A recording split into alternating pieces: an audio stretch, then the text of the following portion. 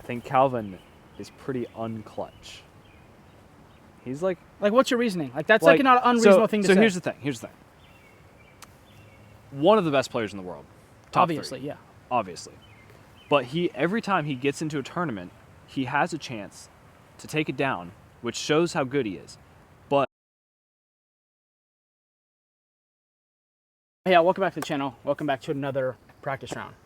Ezra Robinson, returning champion of this tournament. Not at this venue, nope, but of this tournament. That's a weird feeling. We'll get into that. But thank you guys for tuning in right here at Northwood Park. We're not playing the black layout either. Did that surprise you? A little bit. That surprised me. When we got here and the guy was like, hey, we're playing Northwood Black. I was like, wait. Or Northwood Park. I'm like, wait, Northwood Black. And he's like, no, it's like a mixture layout, which surprised me. So let's jump right into it. Thank you so much for being on the channel. If you want to support Isaac, go to Prodigy, buy his stuff, or go to infinitedisc.com to buy Isaac's stuff. Use code DrewGibson10. That's going to save you 10% off your entire order Infinite Disc. Make sure to support Isaac. Support me. Thank you guys so much. Let's jump right into it. First throw of the day. Oh boy. 4. You got to keep that one in there. Tell Owen to throw it back to the fairway. Like, hey, can you give that back to us?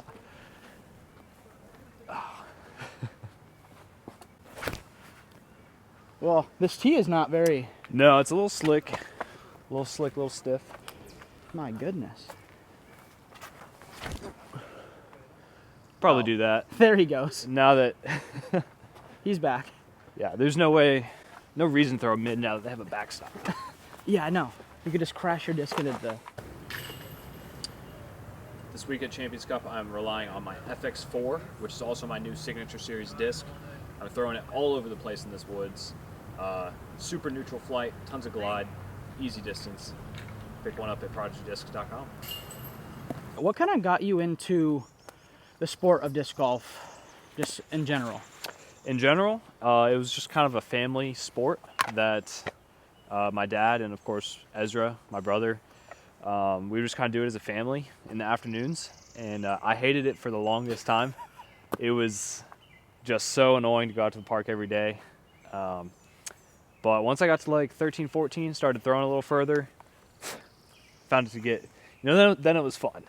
Okay, well, I have a family story to ask you, actually.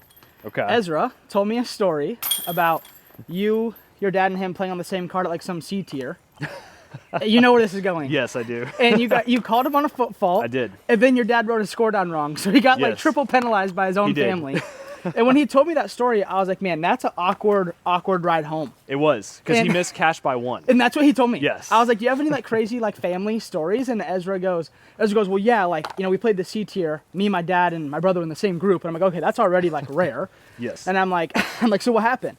And he's like, oh yeah, well, we were playing, and like, Ezra like came up to me, or sorry, Isaac came up to me and was like, hey, I think you might have foot faulted, but like, I don't know. Then was like, yeah, you did foot fault. And then your dad seconded it. And then your dad wrote a score down wrong. Yep. And then he got a stroke penalty for play. I think it was a misplay, because that was like when the foot fault rules were changing. Yeah. And so he misplayed it, got 2 strokes, and then found out we wrote a score down wrong, and it was like a whole big mess. That is the only foot fault I've ever called. And it was on your brother. And it was on Ezra. So. Does it make you feel good or bad? It was hilarious. It makes for a good story. And, dude, when he told me that story, it literally like warmed my heart. Like, I was like, that's the most like wholesome thing. Like, your brother calls you on a penalty, your dad writes your score down wrong. See, there was that, but then also the rest of that round, I was terrified he was going to call me on a foot fault, and so I was like really careful about where I threw from. And you threw standstill the rest of the round. Yeah, I was like, I'm not even getting close to a foot fault.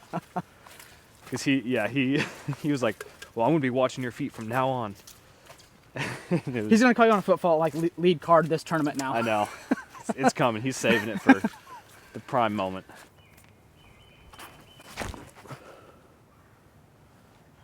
Ooh, that's good if it's a little more left. Yeah, a little more left. Can you describe like a tournament or a tournament experience that was like pretty difficult for you, and like how you might have overcame that? Like whether that was being diligent on practice, or you won the Worlds and got 60th place. Like, how did you bounce back from that? Like, whatever it might be. Yeah. Ooh,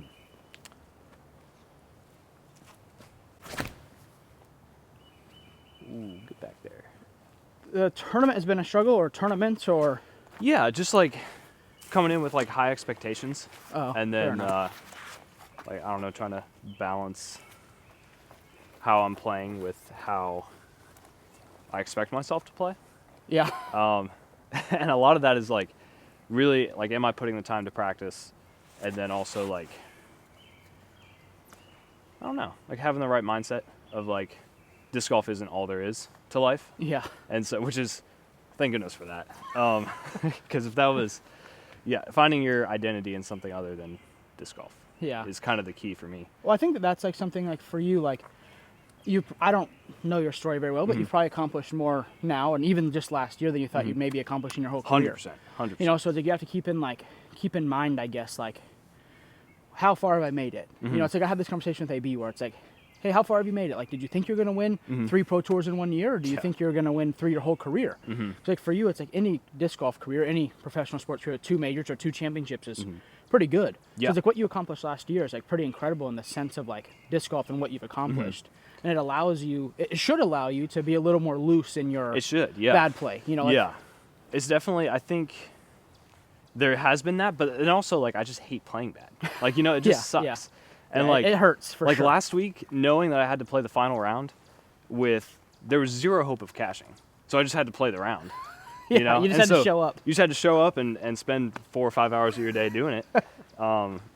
But still like showing up and giving it like trying your all my best. all, Yeah. you know? I mean, I think that's what like people don't quite understand about like the tour, for example. You know, is it's like how hard it is to cash, how hard it is to play well, and then how hard it is to be like consistently great. Like Ricky, Macbeth, I mean Gannon, you know, AB's on that track this year. You know, it's like being that good, that consistent is like it's really hard. I mean, even you know, last year you didn't have the most consistent season, but you won 2 of the 4 biggest tournaments. You know, but it's like you didn't win those based off of consistency. You know, you won those based off just like. I like to say the big dog shows up on the big day. Yeah. You know, like Sunday of the major, it's like you showed up and you won, and it's like that's what really matters. Yeah, and like, because really, like I felt like I didn't have that great of a season last year. Yeah. With the exception of the 2 majors, obviously, but people really forget the bad tournaments like really quickly. Like, I don't know. I feel like if I were to win USDGC or European Open or something, nobody would remember that I missed the cut at Waco this year, you know? Well, I think that's what I've like been telling myself is the same thing. Like, you know, I'm decently decorated in disc golf, and like this year I've started horrible, but it's like I've always had 4, 5, 6, 7 tournaments where I've gotten 50th place. Yeah.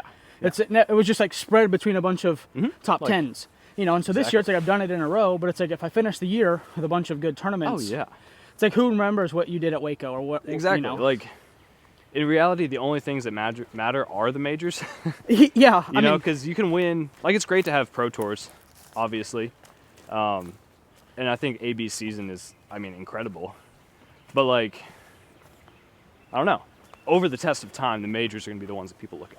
Well, and the thing is, too, that I try to remind myself is it's like, at the end of the day, like, I could ask you, who got second at the 2015 Worlds? You have no idea, but you know who won it. Exactly. You know, so it's like, oh, hey, I got 60th, or oh, hey, I got 20th. It's like, yeah, in that week it matters. And like obviously we'd love to play good every week. But it's like at the end of the week, at the end of your career, it's like no one's gonna remember, oh hey, Isaac got 14th all these times. You know, it's like that's not something that people are gonna it's like, hey, how many majors did he win? How many Pro Tours did he win? Like Well, exactly. And when people talk about Macbeth, they don't talk about that he has a zillion career wins. Well, that's the thing, like how many Elite Series has Macbeth won? Nobody knows. A lot. But nobody keeps track of those, really. Yeah. But then, like, you know how, what does he have, like 18 majors or something? Yeah. Casually just throws the best shot I've ever seen. Hey, really fast. Head on over to GibsonDiscGolf.com. Join our subscription box. If you join that, you'll be automatically entered into a giveaway for a Swatch bag, 15 Kristen Tatar signature discs that are hand-signed by her. And then Isaac and I, we're going to sign a disc, one of his signature discs, and we're going to give it away as well. So next month, if you're a member of our subscription box, you're going to get a chance at winning 17 giveaways. So go check that out on my website. If you're going to be a brand new member, use code DREW to save yourself 30% off on your first subscription box. Hey, thanks for the disc. You're welcome. What is the worst Elite Series to win? Like if you had to pick one and you're like, I would just hate to win that. Like currently, right now? Like currently. Like, which one would it be? Which one would it be? That stuff. I feel like I think DDO would be like a tough one for me. Yeah. I feel like the course plays so much different when it's like a 40-mile-hour wind versus when it's like just the course. So I feel like what happened the year Macbeth won the Worlds there? Like, think about that situation. He missed the cut when it was a 40-mile-hour wind, but then when it was disc golf conditions, he won the tournament. Yes. So I feel like for me, if I wanted 40-mile-hour wind, like I always am an advocate that like I don't think that that's like true disc golf. Yeah. So for me, if I happen to weather the storm better than everybody else, I think that would be like my least favorite way to win. Because I feel like both the times I've won so far, Vegas was great weather. Yeah. And then Portland Open was great weather. So it's like I like played better disc golf than everybody else. So I feel like oh my goodness, when I feel like when it's blowing 40, it's like it's not about like that putt isn't even about skill at that point. It's just like no, it's just you luck. lob it up and it either just goes in or it doesn't. So I think that like to answer the question, I don't know if it'd even be a specific tournament, but it was just like in conditions where like the best player or the best shots aren't getting rewarded, I guess would be my answer to that. Okay, But that's a good question. So you don't have a particular tournament that you just hate? No, I don't hate any tournaments. I hate like that we play in a 40-mile wind and people act like it's not a different sport. Like I hate that. That's fair. Okay. I think that is the worst part about our game. That's fair. How do you approach mental preparation and focus during like competitions? Man.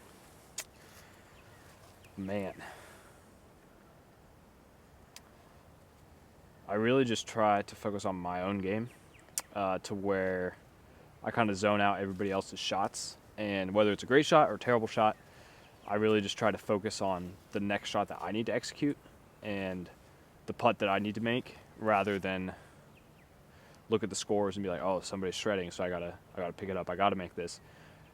I like to look at the scores, but then it's just like a comfort thing, like knowing where I'm at. Okay. I'm not like stressed about it or worried.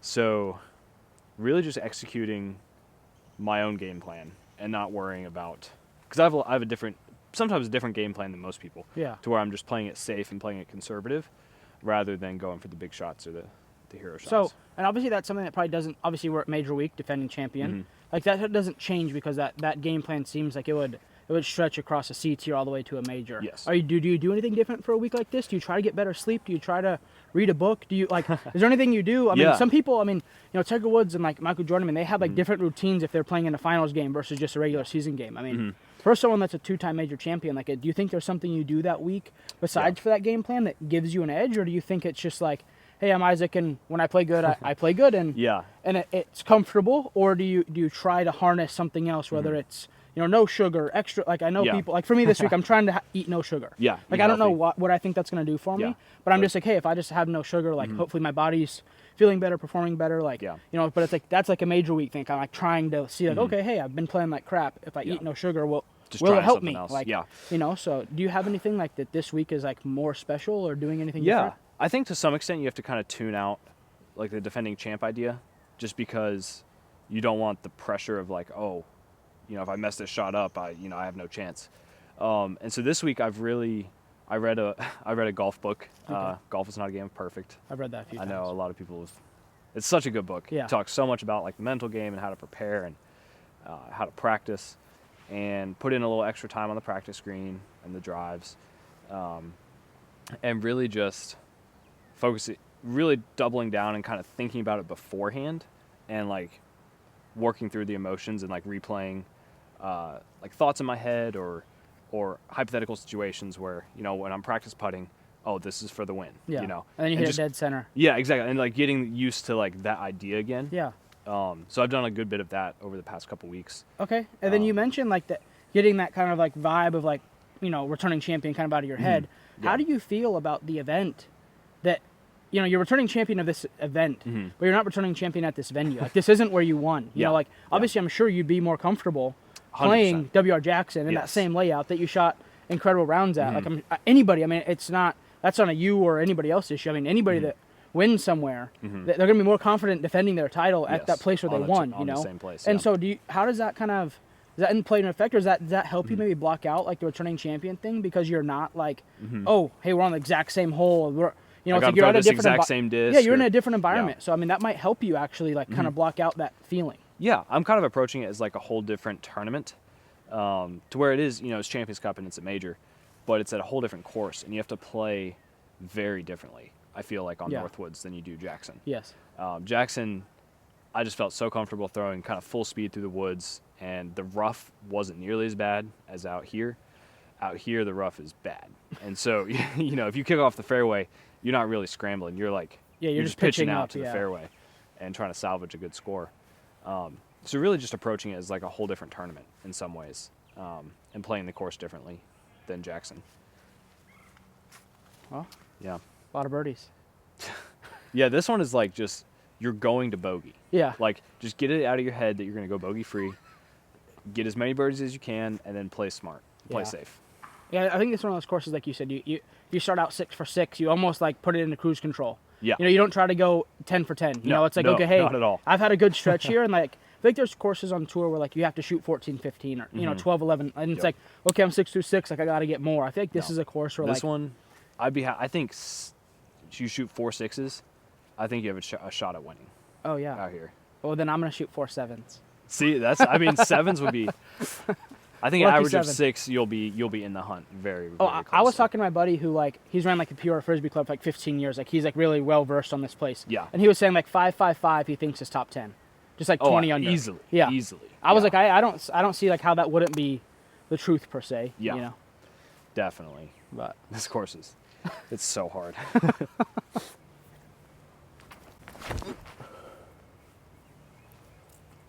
well, I think if you just keep doing that, you'll be just fine. That's the goal.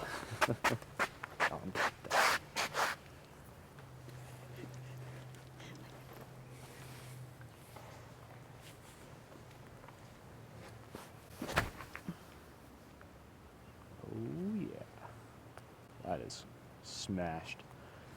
You taught me that. Thanks. All right, hey y'all. Signature bag from Squatch. Make sure to head over to squatchdiscgolf.com to grab yours. If you're not interested in this bag, but you are interested in upgrading to a newer bag, use code DREW to save yourself on some shipping costs. Thank you guys so much. Let's get back into the video.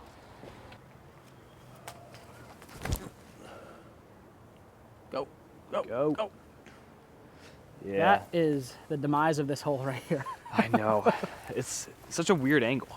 Yeah, it's like You gotta like push it far, but as soon as you push it too far, you're in the junk. That's what I did yesterday. I like threw to this exact same spot, and I like threw it around the corner, and I was like, okay, perfect. And I get over there, and I had like a straddle, like standstill sidearm shot. Yeah. Like that, maybe. That should work. Yeah, it's like they cleaned it up at corner too. Which It's is like, so nice. Yeah, it's so nice. It's like now you can kind of like that big tree, Uh-huh. almost go in front of it as long as it's kind of pushing forward and like be in a perfect spot. Yeah. Not like that. Join me. No, dude, what the heck? Go, go. But that's too far. Maybe not. Maybe not. Does it ever get boring to throw it that perfect every time? Or no? No. Okay. I guess last week we both didn't cash, so we must not throw it as perfect No. as people Last think. week, ooh boy.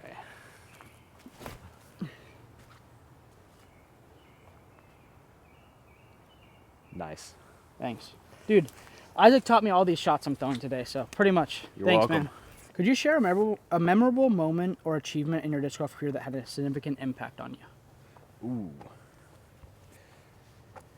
Yeah, I think one of the most impactful ones was 2016 Am Worlds, where that was like my first big tournament, first tournament out of the state. It was in Madison, Wisconsin. Okay. And first time playing ever a big event, and went into the final 9 with a 1-stroke lead over Isaac McDonald. Oh, dude, he was really good. Yes. And so we battled it out all the front 9, and I got this nasty spit out because we were putting on mock 5s. Oh, yeah. It's a walking spit out. So worse than veterans. Just dead center spit out. And I ended up losing by 1 Wow. to him. He made like a 50-foot putt on the last hole. Oh, yep. Yeah. And so that was really impactful because that was like the first tournament I ever had, like, we were talking about like control of. Yeah. And then ended up losing it on the last hole. And it really just left a feeling in my gut. And so after that, I was like, all right, I'm going to get good at this game. And at that point, I was like 960 rated. Okay. And I was like 15. And that's when I started like putting the work in and putting for hours and throwing and just like dedicating. So that was kind of like my that was what pushed you. Origin story kind of thing. Yeah, no, it's honestly very like humble of you for me to ask this question and you not say you winning a major or you like you know, that's most people's answers. Like, oh, when I won that first thing or when I first did that, you know, it was like it's a very impactful thing for you to tell me like, hey, like it wasn't me winning, it was actually me losing is what was like. Yeah. And like I had a moment in the same sense. I went to 2012 Worlds, just like it was an hour from my house. I went and watched one of our local guys got like 35th, and I was like, kind of like razzing him for getting 35th, you know. And he looked at me dead serious and goes, "You'll never get better than that in the World Championship." But it was like one of those things that like I was like at the time at 2012 I was 15, 16 years old. Like my goal wasn't even to play professional disc golf, wasn't to even care. And he looked me straight in the face and was like, "You'll never get better than that." And I was like. And like that was one of those things, like the same thing where I was like, okay, like my first Worlds I ever played, I got 14th, and like in my head, I'm like, yes, like got to prove that. Yeah, but it was like one of those things that like it didn't hurt my feelings. It just like you said, like it just like motivated me to be like, okay, like instead of scrolling on my phone, I want to go putt, or instead of being lazy, I want to get better, you know. And it was like, but it's cool to hear that someone else has a moment that it wasn't like me, where I'm like, oh, my first Portland Open, you know, DGPT win. Like it's really cool and like humble of you to be like, hey, like that time I lost by 1 to a 50-footer was like what shaped me into the person I am today. You know, and I was asking, I don't remember who at this point, like, how would these different, Gannon. Gannon was saying, like, you know, what if I would have won, you know, our playoff? Yeah. You know, like, maybe I would have been complacent and thought it was, you know, but he's like, instead I just kept pushing and pushing, and now he's a monster. You know, but he's like, who knows what would have happened? You know, he's 16 years old or whatever, gonna win a Pro Tour event, and he's like, who knows what that would have done to me? He's like, and he said, like, in the video, he's like, I think losing almost was like better for me than winning in that. In some ways, it teaches you to like hate that feeling of when it hate teaches coming you, in second. It teaches you what you could have done better. You know, like I look back at USCDCs and the Worlds where I've been in a mix and then get 8th place and no one even thinks you had a chance. And it's like, what could I have done? How could I have pushed myself? Or how could I have woken up with a better mindset? Because I know there's some days I wake up and I'm sure you're the same way and you're like, I'm going to shred. And there's some days you wake up and you're like practice putting and you're like this is you're like, what is happening? You know? And so I know that like all of us have been in that situation where, and maybe it's a tournament you really care about, or you're in the lead and you wake up and you're just like, why does my putter feel like it weighs 12 pounds? Like, I know I'm not the only one that's ever felt like that. So it's cool to hear like you be the player you are, accomplish the things you have, and be like, hey, like that thing for me was like losing. Yeah. You know, it's a good shaping moment for people. And like hopefully people watching this, whether you're 40 or you're 10, that you use that as motivation and know that like, hey, you can be better, you can do better. And like losing once, twice, or I mean, we're professional losers. For real, you're gonna lose way more than you're never gonna win. You know, even if you're Tiger Woods, you're gonna lose more than you win. You know, Chris Dickerson, whatever his like win percentage is like 48% now, which is insane. But that's still losing more than you win. You know, so you have to keep it in perspective of like what sport we're actually playing. You know, this isn't a team where you can score 0, but Scottie Pippen can score 40, and all of a sudden your team wins. You know, it's like if you don't have a good week or you hit and roll out of bounds, like you lost. You're in charge of that. Yeah. Yep. Just.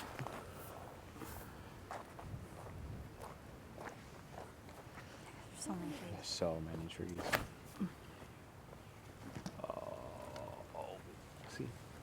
Yep. But even that's fine because it's just 3. You just don't want to hit the first one.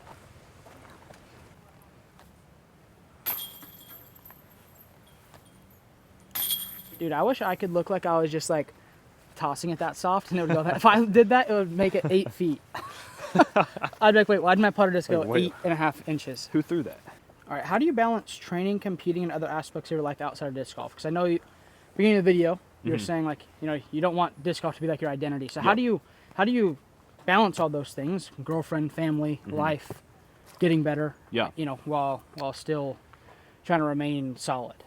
Yeah, I think it just takes a lot of intentional time with, because we have a lot of downtime. Like sitting around the house, like you really, tournament days, you have nothing to do but play the tournament. Yeah. And so really just kind of balancing the time of like, well, I want to read in the morning. So I get up and it takes a lot of self-discipline, like just managing time well and really putting priorities like where you need to put them. Yeah, that makes sense. Yeah, I mean, super straightforward, but... No, I mean, that's the answer I was expecting from, because I know you have a lot of discipline, and I know that you are very organized. So that, when I was writing that question, that was the answer I was expecting from you. Yeah, and so I just try to get up, you know, around 8 every morning, and... That's usually when my tea time is. Well, yeah, it was hard for me this past week, because disc golf kind of interfered with that. This is one of the scariest holes on the course. Yeah, there's a lot of bad things that can happen. A lot of bad things.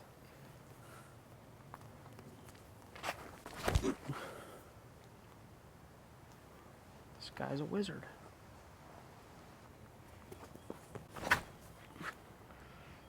Drew, that's the women's basket. No, I try to go up on the top and putt down. I do. Do you actually? Yeah, because then you don't go out of bounds right. You like don't even mess with it. Like this is a hole I'm like conceding par pretty much, unless the. Oh my goodness. Like if I threw it that good and went out of bounds like that, I'd have a heart attack. Yeah, that would suck. Well, that's why I throw the green one.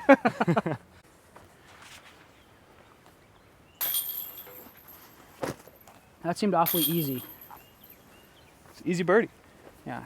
Seems. That's why you don't have any gray hair, because you just make easy birdies.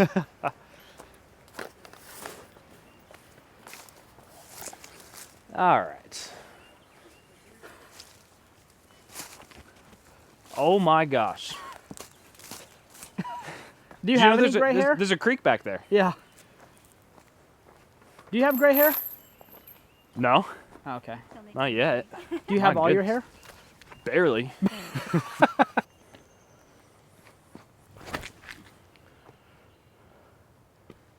I mean, if you can do that, that's pretty good.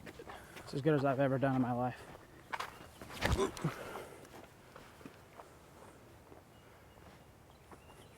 Yeah.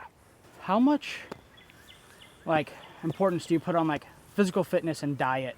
It might be none, and it might be a lot. Yeah, it's you know, I try to be careful with what I eat. Like I don't drink soda.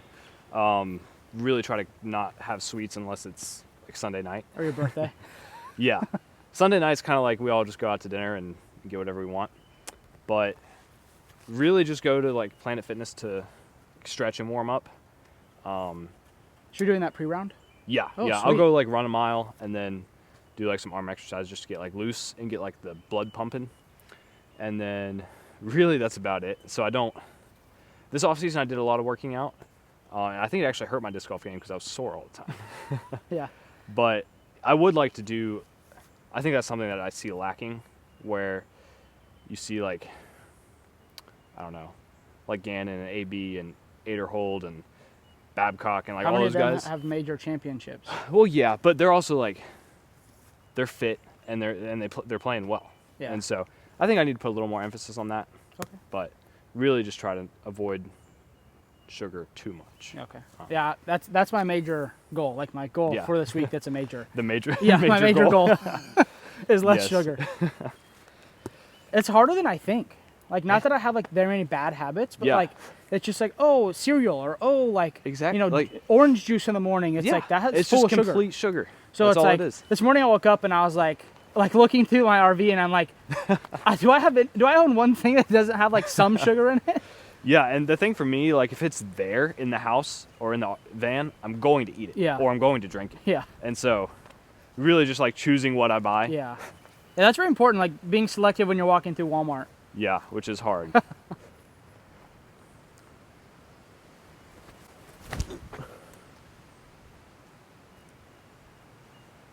That was really nice. That'll work. It makes people realize like how difficult this place truly is. This place is impossible.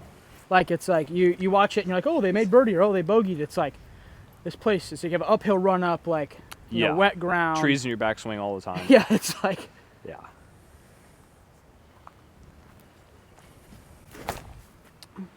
That is so good. Oh, good. yeah, this course is very difficult. I mean, when 9 over is 1,000 rated, That was the first year that they had it here, right? I think so. Yeah. That's insane. That's the story of my life. Thinking I threw it better than I actually did.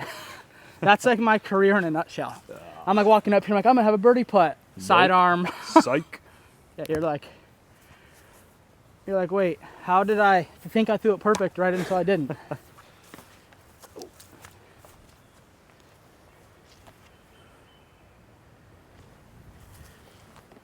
Oh, it's all great runs, great runs. How good is Ezra? Oh, he's good. He's good.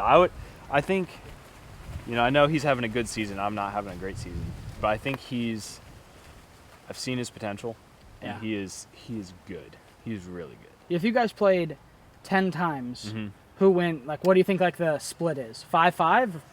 I think probably 6 him, 6'4". Really?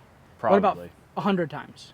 Do you think that Oof. it starts to become more of a separation, or do you think that ratio continues?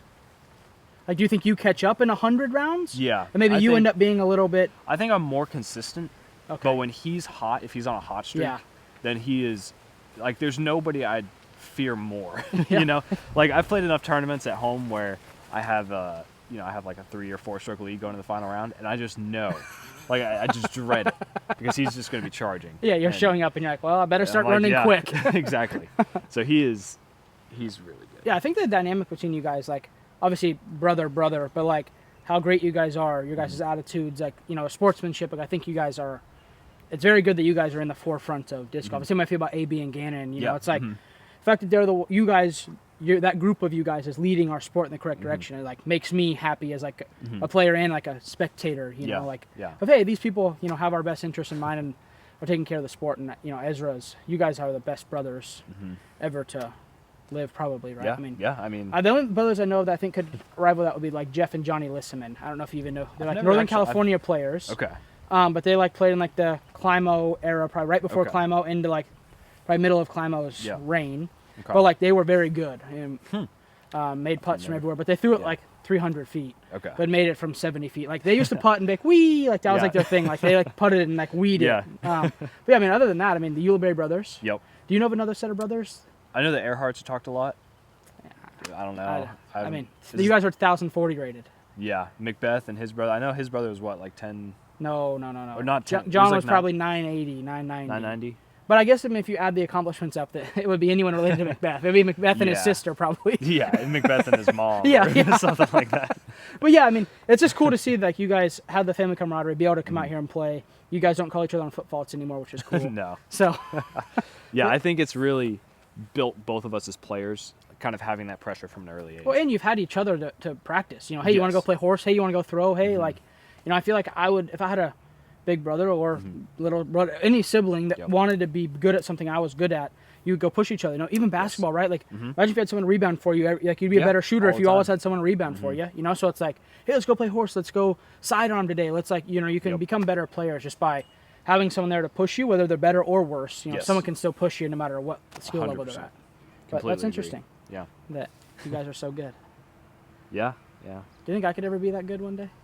I think if you work hard, you'll get there. I'll work hard.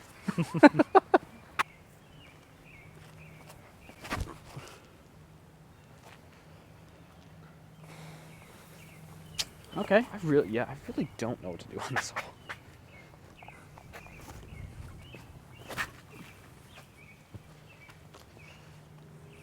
So you're doing the fence. Well, that's not it's like kiss the fence.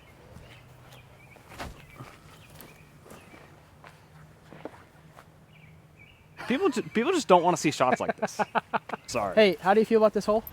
This hole stinks. Like the second shot's cool, but nobody wants to see somebody pitch up 50 feet in front of the tee pad. How bad does it stink though? Scale 1 to 10.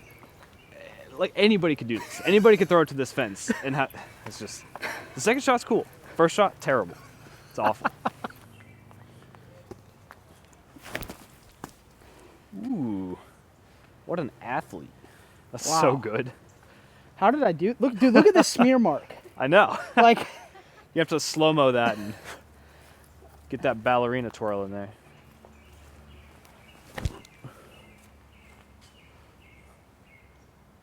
Yeah, that's not great. All right, so you've mentioned a few times that you haven't had the best season or had the best start. How do you plan to battle back from that, or what's something you're telling yourself or anything like that? I'm really just focusing on like how I'm spending my time practicing, because I think it's just been unproductive practice, kind of up to this point, and not been a priority. So really just thinking about my game and kind of the mental side of things. And if I'm being honest, I don't think we've played a lot of courses that fit my style of game, and I'm not blaming it on the course design or anything, but we've played a lot of longer, more open golf style courses, and I just don't play as well as I could on those. Okay. So I think that's part of it, but moving forward, I think I'm really excited about the rest of the year.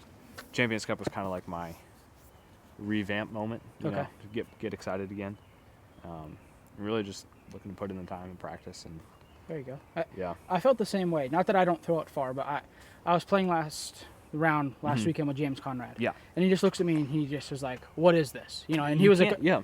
and he was like upset, and I was like thinking about it, and I'm like, I don't think that I've enjoyed one course we've played to this point. Like, not saying they're bad or that someone did a bad job or that. No, it's but just. I just like I finished my round, and even when I shoot 8 or 10 under and play well, I'm like, that was kind of unenthusiastic. Yeah. And so I was like telling James, I was like, oh, next week we get to go play a fun course, and it's like I could get 60th place again here.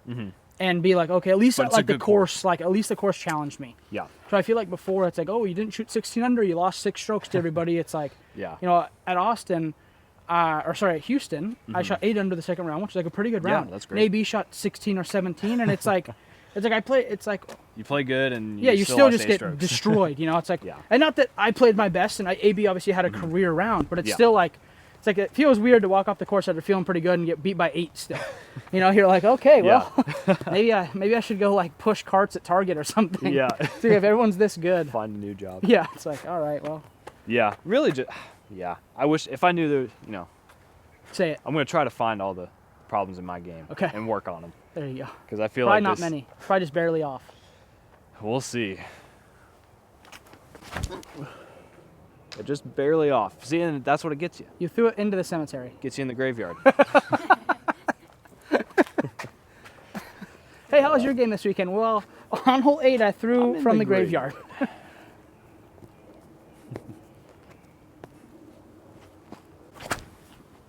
Money. Oh, 68 feet short. 60 short.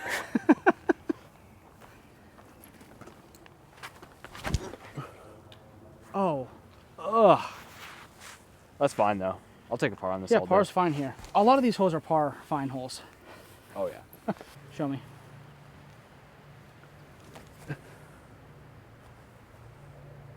Oh my gosh, I thought you were my hero.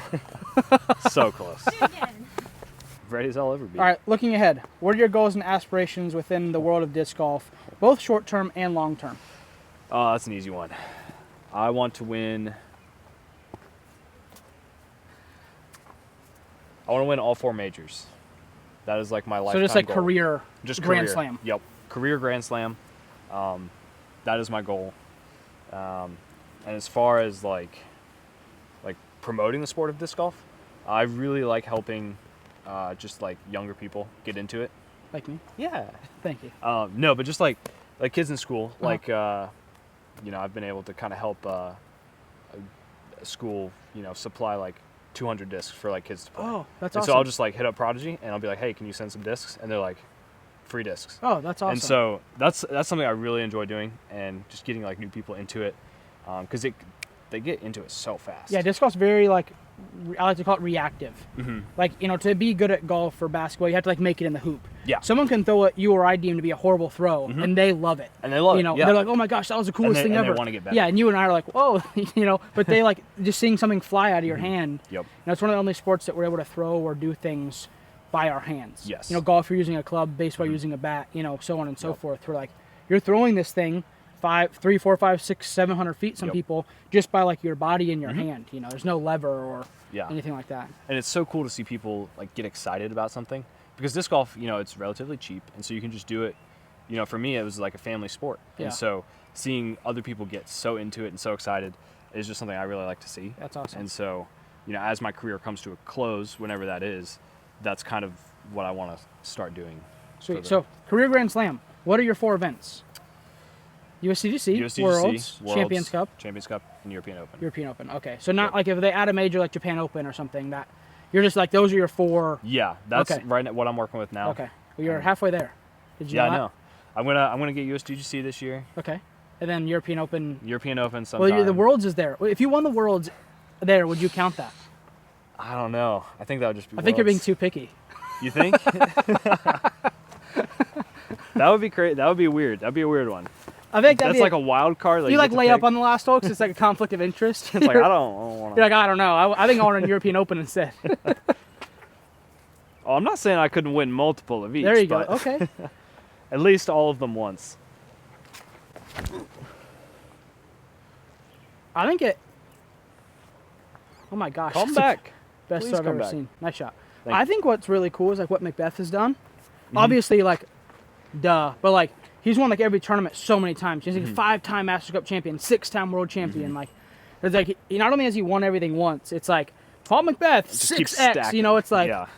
it's pretty insane. Like, I don't think people realize like how hard it is to like back in the day, especially like when Masters Cup was at NT, like how hard it is to win that tournament 5 times. Like, there's so much like luck and root kicks and stuff that comes into that. I'm serious. Like, to win that 5 times is like either you're 5 times the luckiest player ever, or you're 5 times the best player in the world. Like, it's like crazy the dominance that he's had, like, between all the events. Oh, yeah. So I guess, I don't know. Is Paul Macbeth the GOAT in your mind? I think he is. I think what makes the GOAT, in my opinion, is a person like you just talked about pushing the sport forward. It's not like Tiger Woods like made golf cool. Yeah. Like Michael Jordan like made basketball like a global icon. Yeah. Like being great. LeBron James is great at basketball, but he's not the GOAT because he didn't have the opportunity to like take it to the next Push it level. to the next, So Macbeth like took disc golf and like put it on his back, Yep. carried it around to the next level, Yep. and like Ken Climo. Maybe he could have done that if there's not social media, there's not YouTube, like different situation. But like I don't think that like Gannon, even if he won 18 majors like Macbeth, like could be the GOAT. Yeah. I think Macbeth like built the platform that Gannon and AB and everyone is now Yes. we're all playing on. For sure. I think Calvin is pretty unclutch. He's like What's your reasoning? Like that's like not an unreasonable thing to say. So here's the thing. One of the best players in the world. Top Obviously, 3. yeah. Obviously. But every time he gets into a tournament, he has a chance to take it down, which shows how good he is. But he only took down 2 last year. And I think, was it 3? I think it was 3. Silver Series, Yeah. nobody cares. Okay. Useless. But he has a chance to win almost every week, but he doesn't do it. So that was my argument for you winning Player of the Year, just so you know. Okay. I made a whole YouTube video about it. Okay. And I did the math.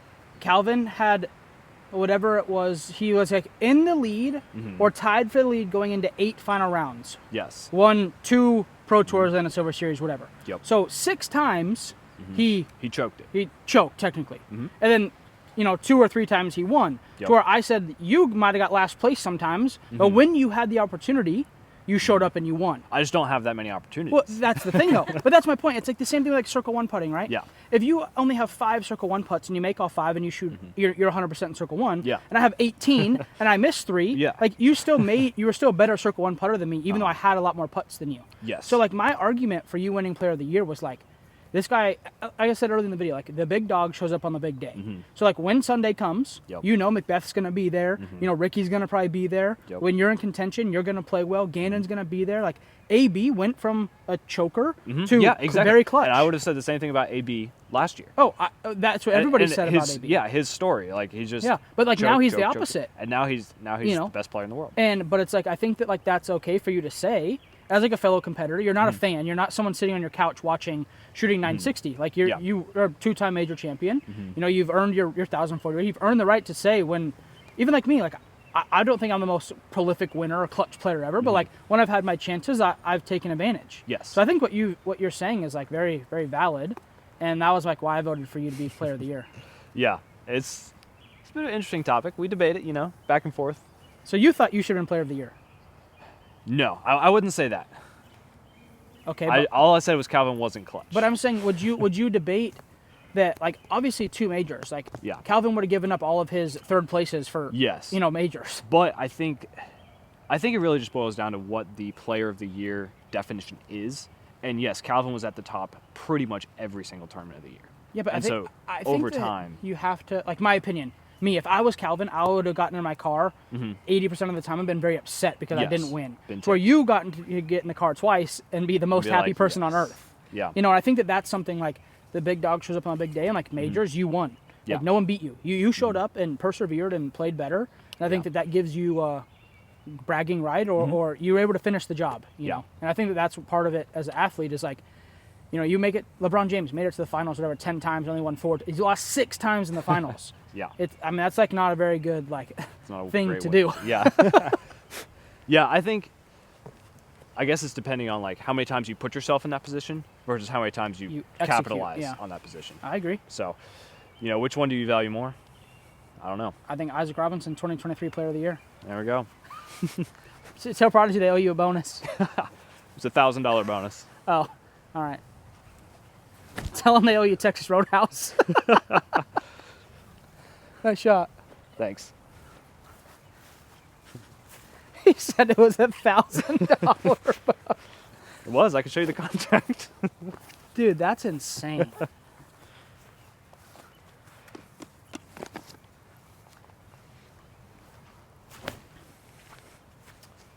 Come on.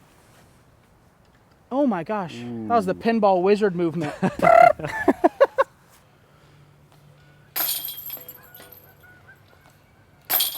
Pretty easy. All right, that's going to do it for us. Thank you so much for joining. I greatly appreciate your time and your answers.